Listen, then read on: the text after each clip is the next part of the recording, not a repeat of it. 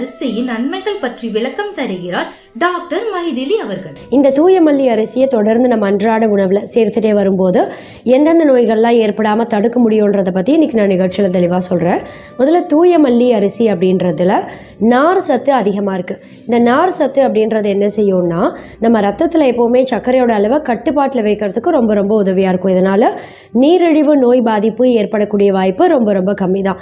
ஏற்கனவே நீரிழிவு இருக்கு, உங்க ரத்தத்துல சர்க்கரையோட அளவு அதிகமாக இருக்குது அப்படின்னாலும் தூய மல்லி அரிசியை உங்கள் அன்றாட உணவில் வெள்ளை அரிசிக்கு பதிலாக அடிக்கடி சேர்த்துட்டே வந்தீங்க அப்படின்னாலும் உங்கள் ரத்தத்தில் சர்க்கரையோட அளவை பராமரிக்கிறதுக்கு ரொம்ப ரொம்ப உதவியாக இருக்கும், அதிகமாகாமல் பார்த்துக்கும். அதே மாதிரி பார்த்திங்கன்னா நம்ம உடம்புல இன்சுலின் உற்பத்தியையும் சீராக வைக்கக்கூடிய தன்மை இந்த அரிசியில் ரொம்பவே அதிகமாக இருக்கிறதால நீரிழிவு நோயே வரக்கூடாது அப்படின்னு நினைக்கிறவங்க தூய மல்லி அரிசியையும் உங்கள் அன்றாட உணவில் அடிக்கடி சேர்க்கணும். இந்த தூய மல்லி அரிசியோட ஒரு ஸ்பெஷல் குணம் என்னன்னு கேட்டிங்கன்னா நரம்புகளை நல்ல வலுவடைய செய்து பிற்காலத்தில் நரம்பு தளர்ச்சி, பார்க்கின்சன் மாதிரியான நோய் பாதிப்பெல்லாம் ஏற்படக்கூடிய வாய்ப்பை ரொம்ப ரொம்ப கம்மி பண்ணிடும். அந்த அளவுக்கு நம்ம நரம்புகளை நல்ல வலுவடைய செய்யும். இதோட மட்டும் இல்லை, ஒரு சிலருக்கு பார்த்திங்கன்னா அடிக்கடி உடம்புல பித்தம் அதிகமாகிடும்.